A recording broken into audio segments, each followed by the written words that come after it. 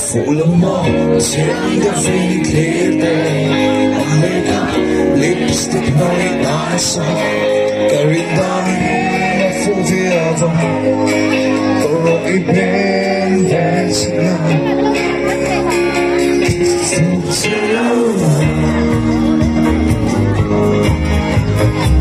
I promise you tôi này suy lúc là đúng ngày mai suy lúc là đúng ngày mai chỉ biết mỏi cho ta quay đầu lại ta vẫn xin dấu ôm mộng kỳ dùng bất hi mình thì đâu kỳ dùng bất hi mình thì đâu Fuhchiangtea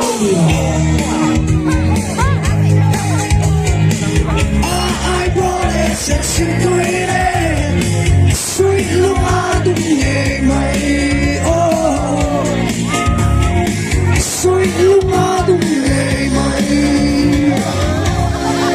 quay lưng rồi gió về một cánh mơ xiên nói về ấm mộng Come on,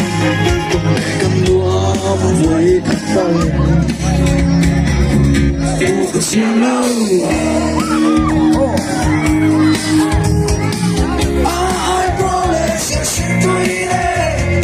suy lúc đúng ngày mai suy lúc đúng ngày mai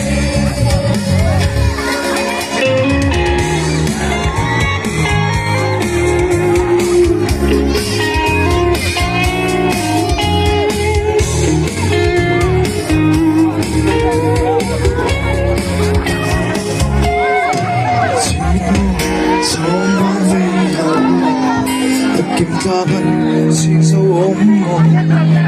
cây dòng cất phía anh thấy lâu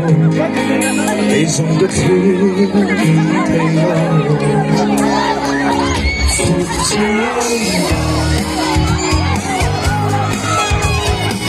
I promise you xin tôi đến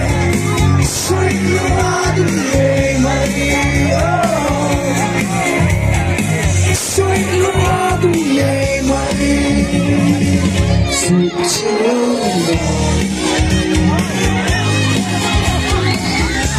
I promise you xin tôi đến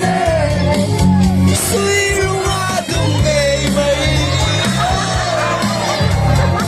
suy lúc đúng ngày mai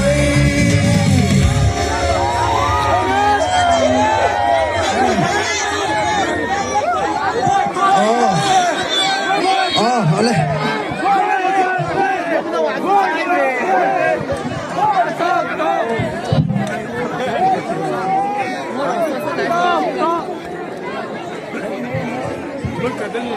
bác không ốm lâu về